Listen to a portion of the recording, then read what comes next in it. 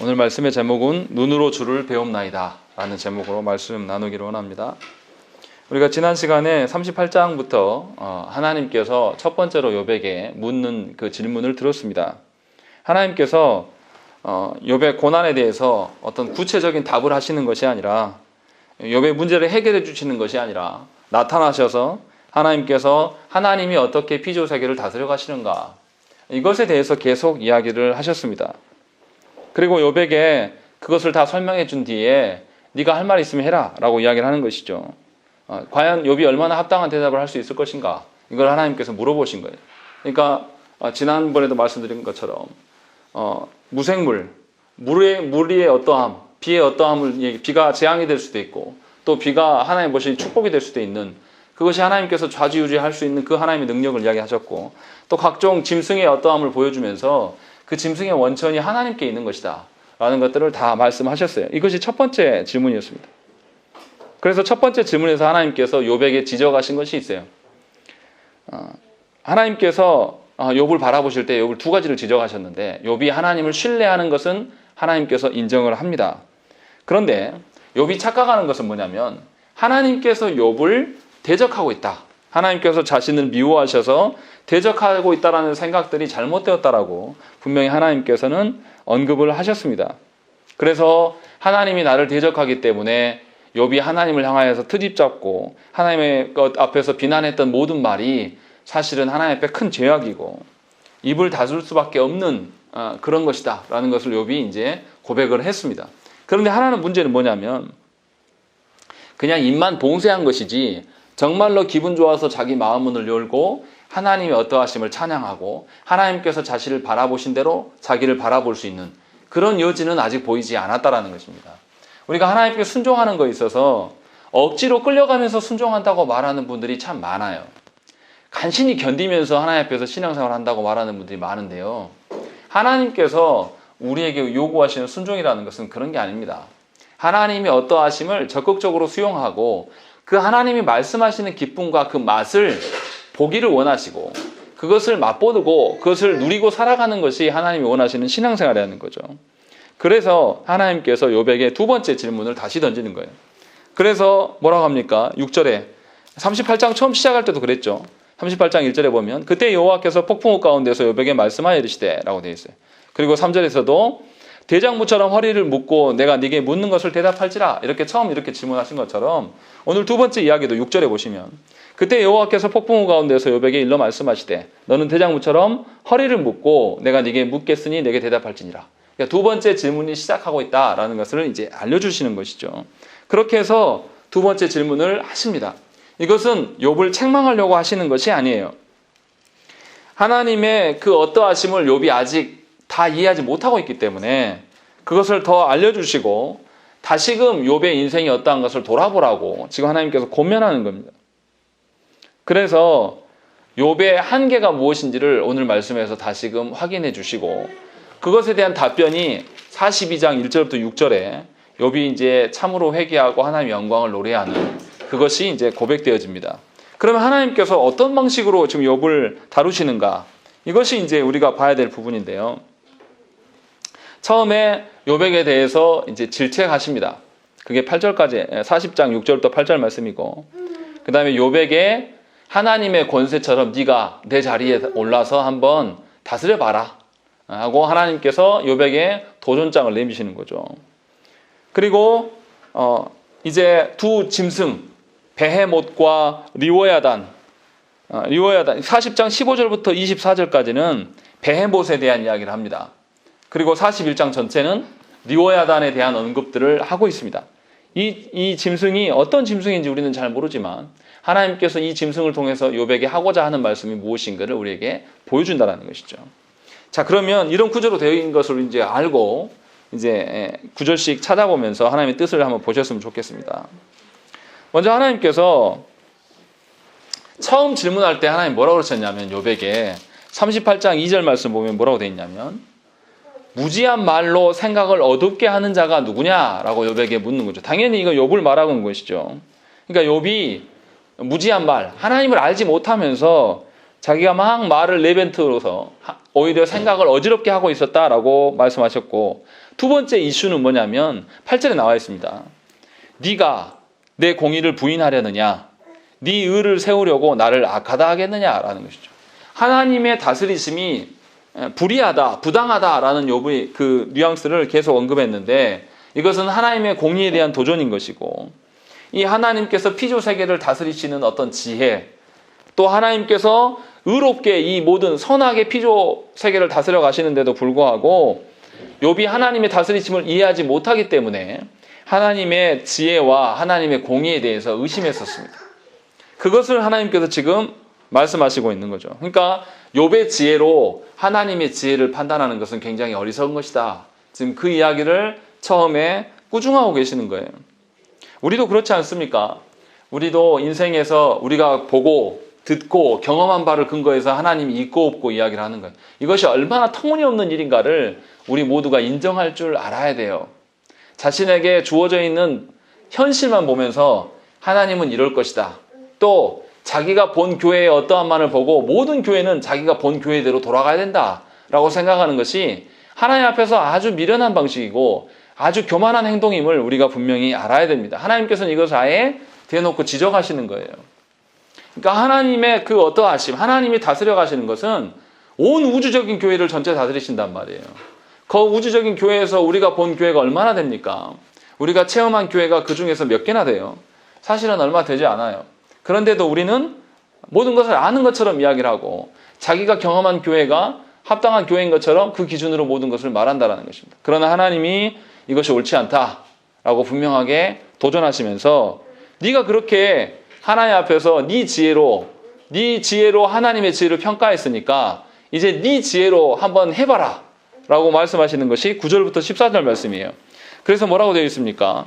9절에 보면 네가 하나님처럼 능력이 있느냐, 하나님처럼 천둥소리를 내겠느냐. 여기서 천둥소리는 뭐냐면 하나님께서 온 우주를 다스리시는 것을 천둥소리로 비유한 거죠. 그러니까 네가 하나님처럼 정말로 다스릴 수 있냐, 그런 능력이 있냐 한번 해봐라 라는 것이죠. 그래서 10절에 뭐라고 합니까? 너는 위엄과 존귀로 단장하며 영광과 영화를 입을지니라. 나처럼 너도 그런 존귀와 위엄과 영광과 영화가 있다면 그것을 다 갖추고 교만한 자, 또 악인들 이런 자들을 다 처벌하고 그들을 한번 네가 원하는 대로 인과응보식으로 한번 다 해봐라. 되는지 안 되는지 한번 보자 라고 하나님께서 말씀하시는 거죠. 그리고 14절에 뭐라고 합니까? 그렇게 된다면 네 오른손이 너를 구원할 수 있다고 내가 인정하리라 라고 말하는 것입니다. 그러니까 우리가 하나님 앞에서 우리의 형편과 이해되지 않는 상황을 바라보면서 어떻게 하나님이 있으면 나에게 이러실 수 있어? 어떻게 하나님이 있으면 내 팔자가 이래? 이렇게 말하는 것이 아주 교만한 것이고 자기가 아는 것으로 하나님의 다스리심을 다 평가하는 행동이라는 거예요. 그러면서 네가 그렇게 정말로 네 말이 옳다면, 네가 그렇게 하나님께 억울하다고 하소연하는데 그럼 네 지혜로 한번 해봐라. 그렇게 된다면 네 스스로 너를 구원할 수 있다고 내가 인정해 주겠다라고 하나님이 말씀하시는 것이죠. 그러니까 하나님이 엄청난 말씀을 하시는 거예요. 그 크고 높으신 하나님이 모든 지위를 사람에게 주겠다고까지 말씀하시는 것은 사람이 그만큼 도전하고 있는 겁니다. 하나님의 자리를 향해서 도전하고 하나님의 자리를 찬탈할 수 있다고 생각하기 때문에 하나님의 다스림을 인정하기 싫고 내가 경험한 것에 근거해서 하나님을 평가하고 싶은 겁니다. 우리가 사람이 어떤 공동체의 장의 자리에 올라가 보면 힘든 것을 알아요. 그러니까 어떤 그런 공동체의 수장이 되어보는 경험이 있는 사람이면 수장이 하는 일에 대해서 함부로 이렇게 논하지 못합니다. 그러니까 수장의 자리에 안 올라가 본 사람들은 그걸 잘 모르는 거죠. 지금 정치권에서 문재인 대통령, 일국의 대통령이 나와서 연설을 하는데 어떤 당에서는 퇴진하라고 이렇게 피켓을 들고 기가 막힌 일들을 보여주잖아요. 그 당에서 정권을 잡았을 때 어땠습니까? 만약에 그 당에서 정권 잡았을 때 우리나라 코로나 왔다고 한번 해보세요. 이거 막아졌겠습니까? 말도 안 되는 것이죠. 그런데 그런 교만함을 떨치는 겁니다. 맨날 트집 잡고 어떻게 하면은 거기를 내려앉히려고. 그래서 옛날 돌아가신 노무현 대통령 그랬죠. 더러워서 못 해먹겠다고. 왜 그런 이야기를 합니까? 그 수장의 마음을 알지 못하는데 비난만 하는 거예요. 그러니까 이런 비난은 의미가 없는 겁니다. 가치 없는. 정말로 나라를 잘 세우고 뭔가 수습해가고 교정하기 위한 비난들은 필요해요. 그런데 그게 아니고 그냥 그 사람을 끌어내리기 위한 비난들, 이런 거는 아무런 가치가 없는 거예요. 그런데 놀라운 것은 우리의 국민성이 이 언론들이 그래 놀아나는 거에서도 함께 놀아나는 거예요. 근데 저는 이런 원천이 교회에 있다고 보는 겁니다. 교회의 성도들이 태도가 그래요. 하나님께서 우리를 다스려 가심에 대해서 일말의 여지도 두지 않습니다. 자기가 본 곳에 근거해서 뭔가 못마땅하면 하나님 안에서 낙심하고 원망하고 하나님 앞에 저주하는 일들을 얼마나 잘하는지 몰라요. 그래서 그것에 대해서 지금 하나님께서 도리어 욥에게 물어보시는 거죠. 네가 그렇게 잘할 수 있으면 한번 해봐라 라는 거예요.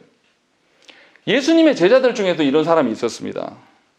예수님의 제자들 중에 야고보와 요한이 어떻게 합니까? 누가 좌의정이 될 것이냐 우의정이 될 것이냐 이 싸움하고 있었어요. 그때 주님이 뭐라고 하셨습니까? 예수께서 이르시되 너희는 너희가 구하는 것을 알지 못하는도다.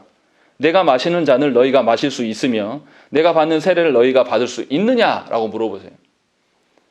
그러니까 주님이 걸어가시는 길들을 이 사람은 할 수 없어요. 사람이기 때문에 자신의 죄악으로 인해 할 수 없는데도 이들이 뭐라고 합니까? 할 수 있다고 이야기를 해요. 그리고 주님의 나라에 가시면 자기 자리에 올려달라고 자기가 좌의정 우의정 하겠다라는 거죠. 그때 다른 제자들이 뭐라고 합니까? 이들을 보면서 질투하면서 쌈박질하는 거예요. 얼마나 교만합니까? 하나님의 예수 그리스도의 자리에 자신들이 오를 수 있다라고 생각하는 거예요. 아무것도 모르면서 주님이 걸어가시는 그 십자가의 고난과 주님이 이 땅에 성육신하에서 오신 그 비참함, 그것에 대해서 전혀 아는 바가 없는 자들이 뭐라고 그러냐면 큰소리 치면서 내가 죽는 데라도 가겠습니다. 그렇게 말했던 자가 예수님을 3번이나 부인하면서 그런 모습들을 드러내는 것이죠. 그러니까 우리가 욥은 정말 우리랑 비교할 수 없는 의인이에요. 그런데도 하나님께서 그 의인을 향해서 뭐라고 그러시냐면 네가 정말로 하나님의 다스림에 도전하냐. 네가 얼마나 힘든 건 내가 알겠으나 네 힘든 것에 어느 정도로 인하여서 하나님이 참으로 있으면 그럴 수 있겠느냐 이런 말을 하는 게 합당하냐 라고 묻는 거예요. 그런 점에서 우리 자신을 돌아봐야 되는 것입니다. 우리는 보여지는 것과 현실에 나타나는 것으로 인하여서 하나님의 어떠하심을 다 평가합니다. 그렇게 해서 내일이 잘 되면 하나님이 있다 그러고 내일이 없으면 하나님이 없다고 이야기를 하는 거예요. 본인이 주인이 된 것이죠. 본인이 주인이 돼가지고 본인 마음대로 휘저어야지 기쁜 거예요. 그런데 죄송하지만 죄인들에게 그런 권한을 주면 이 세계는 온전하지가 않아요. 질서가 바로 세워질 수가 없는 겁니다. 쉬운 이야기가 아니에요. 우리에게 위탁해 주신 가정 하나도 교회 하나도 우리는 잘 못 섬기잖아요. 그런데 우리가 우리의 현실을 보면서 이런 태도를 보이는 것, 이것이 하나님 앞에 얼마나 교만인가 저와 여러분들이 생각을 해보셔야 되는 것이죠. 그리고 하나님께서 이제 두 동물을 이야기를 합니다. 40장 15절부터 24절까지는 베헤못이라는 동물을 이야기하고 41장 전체에서는 리워야단이라는 동물을 이야기를 합니다. 근데 우리는 이것이 실제가 뭔지를 몰라요. 본 적도 없고 들은 바도 없고. 자, 이 베헤못을 이제 쭉 하나님께서 15절부터 설명을 하는데요. 베헤못의 어떤 것을 보면 꼭 하마처럼 생각이 돼요. 하마가 어떻습니까? 15절에 보면 소같이 풀을 먹는다. 그리고 그것의 힘은 허리에 있고 뚝심은 배에 있고 배의 힘줄에 있고 또 꼬리치는 것은 백양목이 흔들리는 것 같고 넓적다리 힘줄은 서로 얽혀 있다. 굉장히 세다는 거죠. 그리고 이것이 진흙에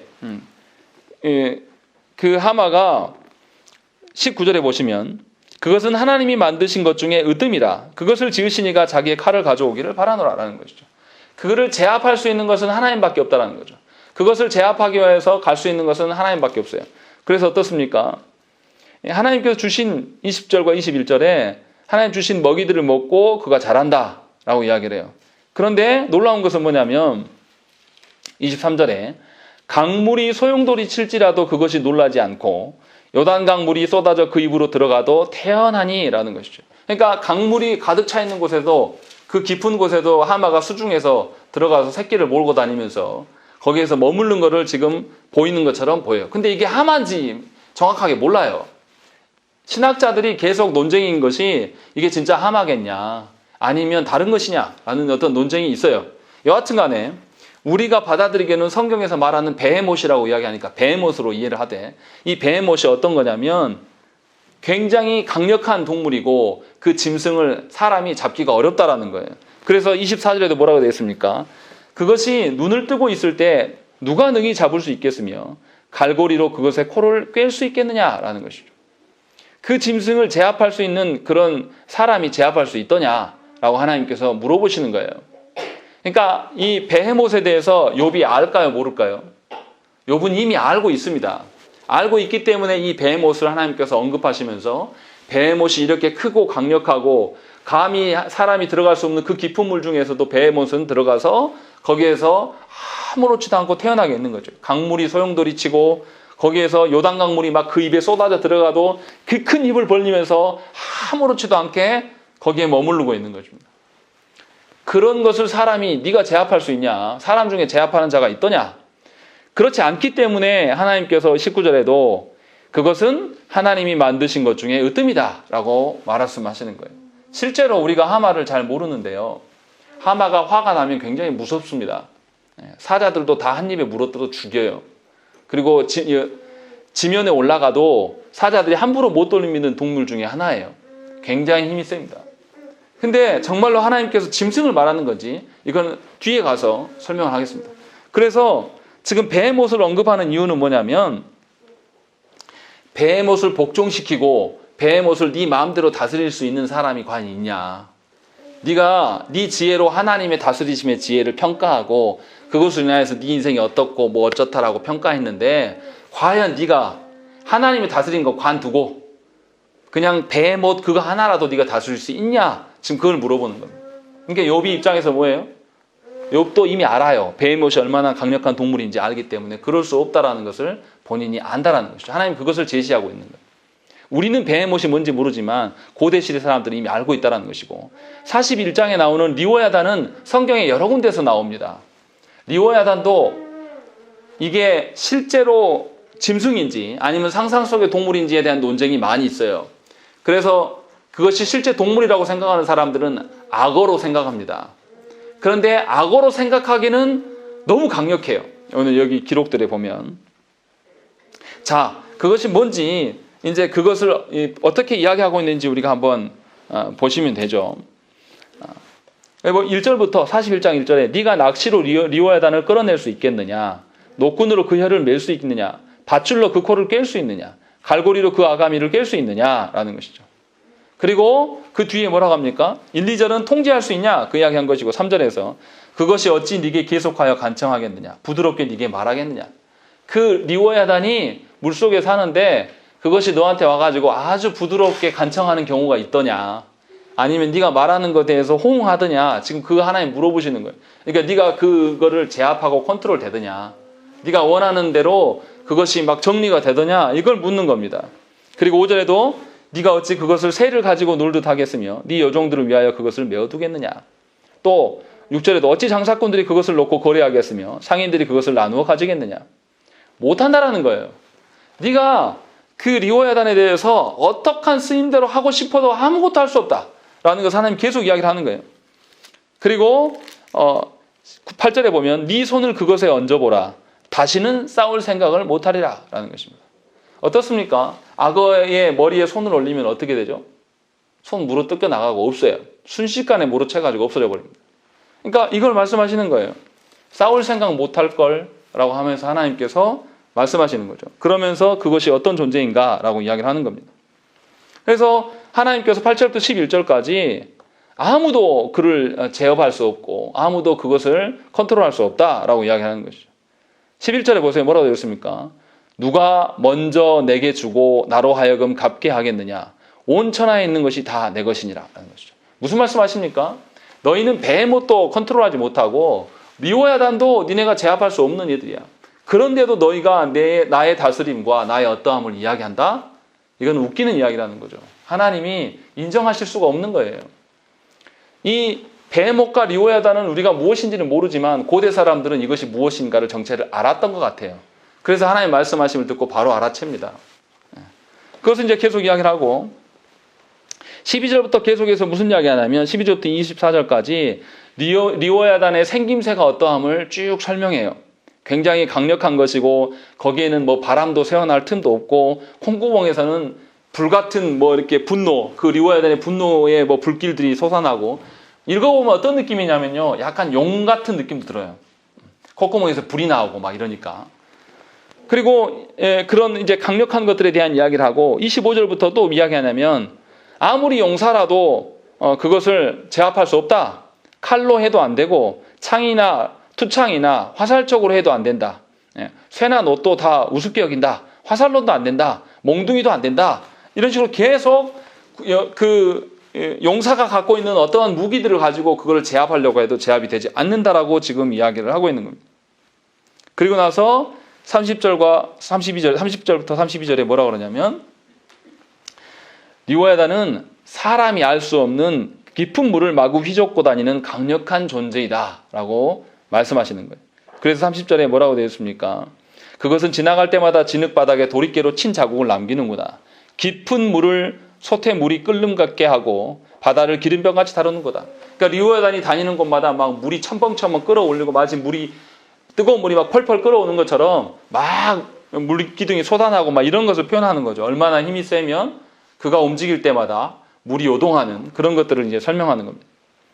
그리고 33절과 34절에 뭐라고 합니까? 세상에는 그것과 비할 것이 없으니 그것은 두려움이 없는 것으로 지음받았구나. 그것은 모든 높은 자를 내려다보며 모든 교만한 자들에게 군림하는 왕이니라 라고 이야기하는 것이죠. 앞에서 베헤못은 짐승 중에 으뜸이라고 그랬고 리워야단은 모든 것에 위에 군림하는 왕이다 라고 하나님께서 말씀하고 계신다는 거죠.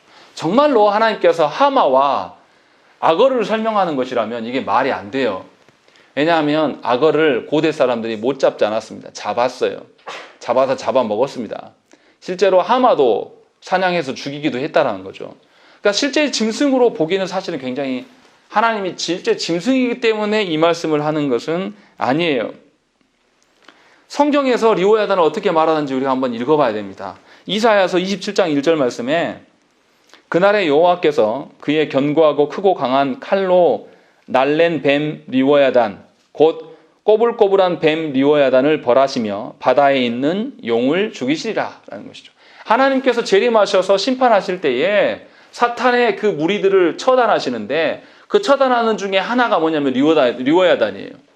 뱀, 리워야단, 용 이런 것들은 뭐냐면 전부 사탄을 상징합니다. 사탄의 악의 무리들을 하나님께서 처단할 것이다 라고 말씀하시는 것이죠. 그리고 시편 74편 12절부터 14절까지 말씀에도 그렇게 나와요. 하나님은 예로부터 나의 왕이시라. 사람에게 구원을 베푸셨나이다. 주께서 주의 능력으로 바다를 나누시고 물 가운데 용들의 머리를 깨뜨리셨으며 리워야단의 머리를 부수시고 그것을 사막에 사는 자에게 음식물로 주셨으며 라고 되어 있습니다. 그러니까 용이나 리워야단을 같이 언급하면서 하나님께서 부수시며 승리하실 것이다 라는 이야기를 하고 있다는 것이죠. 그러니까 어떤 거냐면 리워야단을 동물로 보기에는 참 어렵습니다. 그냥 짐승으로 보기에는 성경의 기록들을 보기에는 좀 그렇지 않아요. 더 강력한 존재라는 것이죠. 그러니까 어떤 거냐면 용이나 뱀이나 리워야단, 베헤못도 뭐냐면 사실은 하나님을 대적하는 존재들이에요.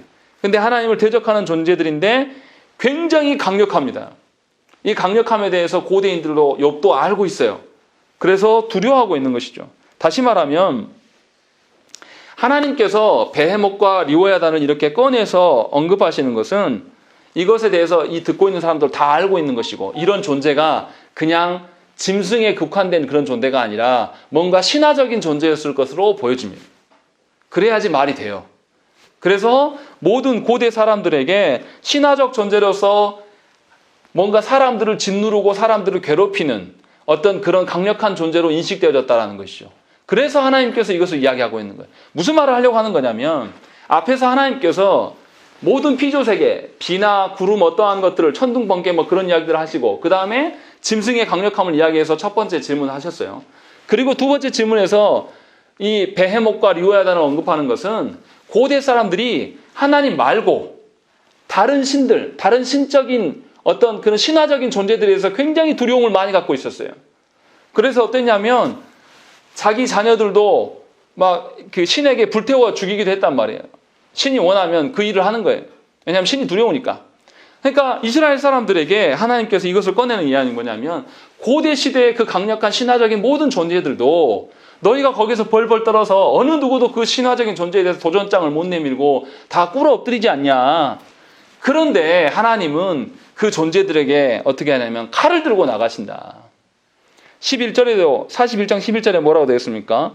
누가 먼저 내게 주고 나로 하여금 갚게 하겠느냐. 온 천하에 있는 것이 다 내 것이다 라고 이야기하는 거예요. 너희들 리워에다 그렇게 무서워하지만 나는 그것들을 제압하고 하실 수 있다 라고 이야기하는 것이죠. 그러니까 하나님께서 무슨 말씀을 하는 거냐면, 너희가 두려워하는 그 세상의 강력한 존재, 어둠의 세력들도 사실은 하나님의 주권 발 아래 있는 거다.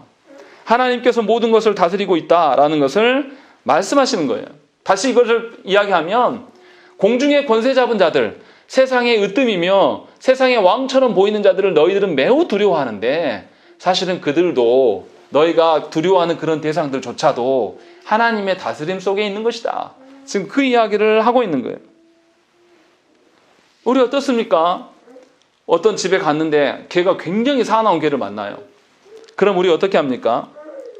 그 공포에만 질려있지 않고 어떻게 해요? 도망가다가 개를 놔두고 뒤로 달려 도망가면 어떻게 되죠? 물립니다. 반드시 물려요. 그러면 그 집에 들어가려면 주인을 부르죠. 주인장! 왜요? 주인을 왜 부릅니까? 주인은 그 개를 제압할 수 있거든요. 그러니까 우리가 그 개 앞에서 공포에 질려갖고 머물러 있지 않아요.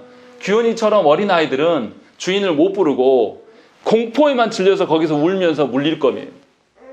그런데 주인이 그 개를 컨트롤할 수 있다는 것을 아는 사람은 주인을 부를 겁니다. 제가 이 이야기 왜 합니까? 우리의 현실 속에서 우리가 뛰어넘을 수 없는 장벽이 있다라고 우리는 생각하면서 그 앞에서 공포에 질려갖고 울고만 있다는 거죠. 왜 그럽니까? 주인 되신 하나님이 나의 모든 현실을 다 제어하시고 컨트롤하실 수 있다는 것에 대해서 모르기 때문에 그렇다는 거예요. 그런데도 놀라운 것은 뭐냐면 하나님을 알기를 원하지 않아요. 우리 시대의 성도들, 특히 조국교회, 한국교회 성도들은 하나님 아는 일에 열심이 정말 없습니다. 성경을 억지로 막 읽으라고 해도 잘 안 읽어요. 그리고 교회에서 말씀을 통해서 하나님 알아가는 일에 열심히 내고 그것으로 재미들려 살아가는 성도들을 찾기가 너무나 힘들어요. 그냥 자기가 바라고 소원한 것들 하나님께 기도했더니 하나님이 그것을 소원을 들어줘서 풀어주는 것, 이런 식으로 신앙을 한단 말이에요. 그러니까 하나님 관심도 없는 거죠. 그냥 자기가 원하는 대로만 되면 되는 거예요. 자기로 원하는 대로 안 되면 힘들어 죽는 거죠. 거기서 울며 불며 하나님에 대해서 원망하는 거예요. 이건 말이 안 되는 거예요. 개가 뛰어나왔는데 개 앞에서 울고만 있는 겁니다. 성인이, 다 어른 된 자들이 거기서 울고 있으면 그것처럼 바보 같은 것이 어디 있습니까? 주인을 불러야죠. 마찬가지예요. 모든 피조세계의 주인이시는 그 하나님 앞에서 하나님을 알아가고 하나님의 그 크고 높으심을 알면 우리가 그 문제에 휩싸여가지고 거기 앞에서 울지 않아요. 뭐 합니까? 하나님 부르는 거죠. 하나님 부르면서 아직은 내 문제가 해결되지 않아도 하나님 오시면 이것을 다 제압하고도 남으심이 있다라는 믿음을 갖게 된다는 거예요. 그러니까 신자는 뭐 해야 됩니까? 하나님 알기를 소망해야 되는 거예요. 자기의 상황이 이런데 이 상황을 하나님께 기도해서 하나님이 직통계시 줘가지고 이 문제만 해결하려고 하면 가장 미련한 거란 말이에요. 주인을 만나러 왔는데 주인한테 불러가지고 개만 제압해 주세요 하고 많은 것과 똑같단 말이에요. 그 집에 왜 갔습니까? 개만 날러 갔나요? 주인 보러 갔지 않습니까? 그럼 당연히 하나님이신 그 앞에서 하나님이 무엇을 우리에게 요구하시고 하나님이 우리에게 주시는 그 은총과 은혜가 무엇인지를 찾아야 되지 않겠습니까? 하나님이 말씀하시는 평안과 기쁨이라는 것이 도대체 세상에서 내가 생각해왔던 그 평안과 기쁨과 어떤 차이가 있는가? 또 하나님은 사람들을 어떻게 다스려 가시면서 하나님께서 나를 어떻게 안위하시는가? 어떻게 나를 돌보시는가를 알아야죠. 다시 말하면 세상이 아무리 크고 높을지라도 그 세상의 크고 높음, 그것이라 할지라도 하나님이 정해 주신 테두리 안에 있을 뿐이에요. 아까 말했던 베헤못과 리오야단이 굉장히 신화적인 존재여도 이것들이 어디에 있습니까? 아무데나 다 마음대로 있지 않아요. 막 날아다니는 것도 아니에요. 딱 물속에만 있는 겁니다. 아니면 물 근처에 바깥에 살짝 나오는 정도? 하나님이 정해준 테두리를 넘어설 수가 없는 존재예요. 분명히 하나님께서 정해놓은 경계 아래에 있다는 것이죠. 그런데 우리는 그 경계 아래에 있다는 것에서 아는 바가 없어요. 알려고 하지도 않아요. 그래서 신앙생활이 고달프고 괴롭고 신앙생활이 굉장히 힘든 겁니다. 힘들 수밖에 없어요. 하나님이 어떻게 다스리시는 것을 전혀 알지 못하기 때문에. 마땅하게 하나님께 물어야 되고 하나님의 주권을 알면 하나님께서 이 일의 경계를 이만큼 하셨구나. 나에게 주신 고난도 나의 어떠한 부분을 깨닫게 하시고 알게 하시기 위해서 이렇게 하시는구나 라는 것을 알 수밖에 없어요. 그러면 인생이 해야 될 일과 하지 말아야 될 일에 대해서 확연히 구분되는 거죠. 왜 우리의 일상이 왜 분주합니까? 왜 시간이 없습니까? 화성세월 보내는 시간 굉장히 많거든요. 저도 목양실에 이렇게 하루 종일 앉아있으면 정말 제가 집중해서 책 읽는 시간만 스탑워치로 재보면 몇 시간 안 돼요. 와서 막 졸고 또 다른 교회 다른 허드렛 일 하고 또 누구랑 전화 오면 통화하고 이런 시간 다 빼고 나면 실제로 말씀 앞에서 놓이는 시간은 사실 얼마 안 됩니다. 왜 그렇습니까? 해야 할 일과 하지 못할 일이 막 섞여 있어요. 설교 준비를 해도 온당하게 한 2-3시간 쭉 시간을 가질 수 있으면 빨리 정리될 거예요. 근데 설교 준비하고 있으면 누구한테 연락 오고 또 집중해서 하려고 하면 또 아들 녀석이 와서 놀아주라고 그러고 계속 끊어진단 말이에요. 그러니까 하나님 앞에서 해야 될 일과 하지 못할 일이 막 뒤섞여 있는 거예요. 우리 삶이. 그러니까 분주한 거예요. 사실은 우리가 하나님 앞에서 쓸데없는 일들이 우리 안에 굉장히 많은데도 우리는 그 쓸데없는 일을 붙잡고 주여주여 하고 있는 거예요. 그래서 하나님을 알 수가 없어요. 하나님 보이지도 않습니다. 그런데 하나님의 설명 뒤에 하나님이 놀라우신 것은 뭐냐면 욥에게 나타나셔서 욥이 네가 정말로 힘들었겠구나 위로하지도 않으세요.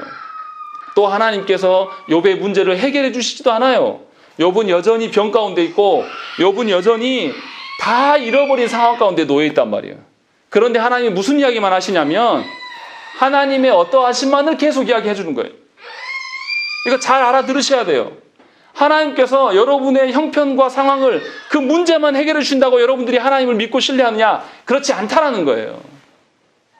욥에게 나타나셔서 하나님의 어떠하심을 피조 세계 가운데 신화적인 어떤 존재들을 언급하면서 하나님의 어떠하심을 깨닫게 해주시는 거예요. 이것이 하나님의 놀라우심이에요.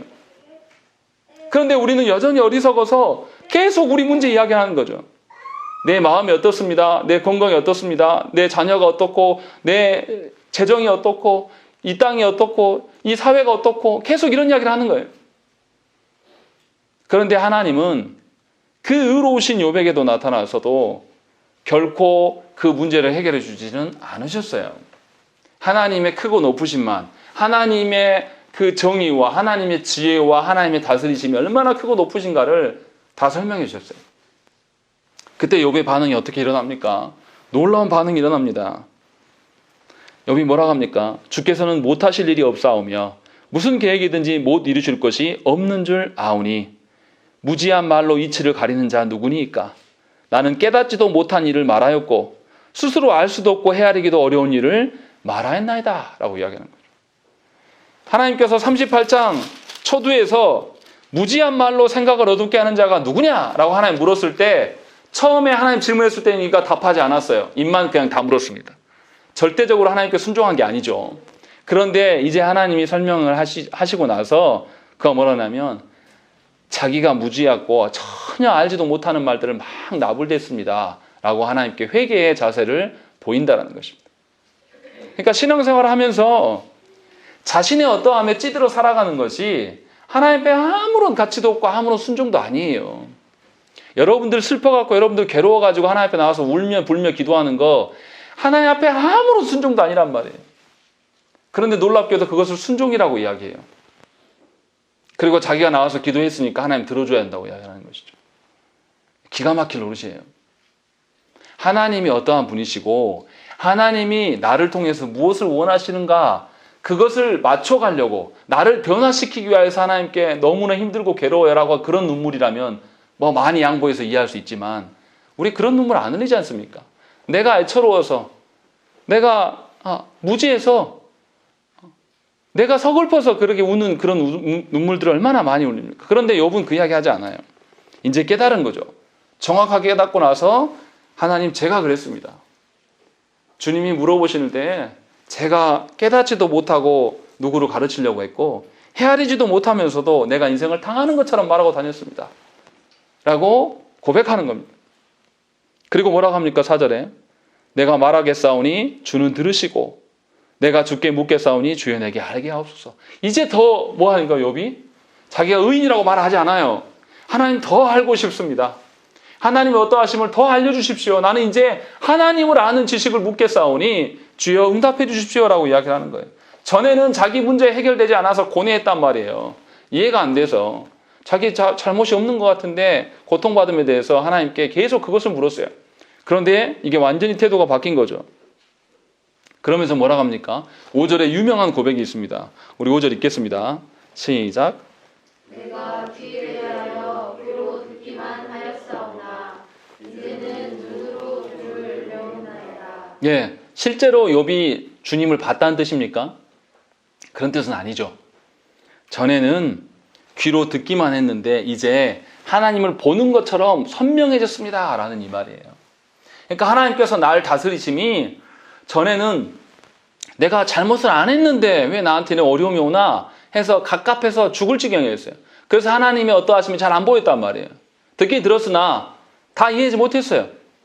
그런데 이제 하나님 앞에서 하나님의 어떠함을 깨닫고 나니까 이제 너무나 선명해지는 거예요. 자기의 인생이 하나님의 그 사랑과 하나님의 긍휼로 인하여서 계속 지속해 왔었음을 이제 또렷하게 보는 거예요. 그래서 6절에 그러므로 내가 스스로 거두어드리고 티끌과 제 가운데서 회개하나이다. 욥의 문제가 해결됐습니까? 안 됐습니까? 하나도 안 됐어요. 여전히 욥은 티끌과 제 가운데 있어요. 여전히 이 피부병으로 인하여서 온몸이 가려운 중에 있는데도 욥은 놀랍게 심정이 바뀌었습니다. 이게 하나님의 다스리심이에요. 여러분들이 환경이 바뀌어서 하나님이 역사하셨다라고 말하지 마세요. 부끄러운 줄 아세요. 여러분들의 마음 중심이 바뀌어서 하나님이 살아계시다라고 고백해야 된다는 거예요. 그것이 하나님을 내 입술로 주님을 고백합니다. 주님을 배웁습니다. 이렇게 말할 수 있는 거예요. 어떤 문제 해결받아가지고 내가 하나님을 안다? 내가 신앙생활을 이렇게 하는 것이다? 그것이 얼마나 여러 명 죽이는 것이고 함께 죽어가는 구렁텅이로 빠지는 것인지를 뼈저리게 알아야 된다는 것이에요. 하나님을 본다라는 의미, 하나님을 바라보면서 내 눈으로 주를 배움나이다. 이것이 얼마나 영광된 고백인지 저와 여러분들이 알아야 되는 거예요. 그래서 우리들 가운데 이런 고백이 여실하게 드러나야 돼요. 하나님의 다스리심이 직접적으로 나에게 혜택이 없어도 하나님의 그 다스리심이 너무 선하고 하나님의 다스리심은 우리의 그 존재 자체를 초월하시는 분이기 때문에 그분의 어떠하심을 소망하면서 걸어가는 것, 그것이 우리의 신앙생활이 되어야 한다는 것이죠.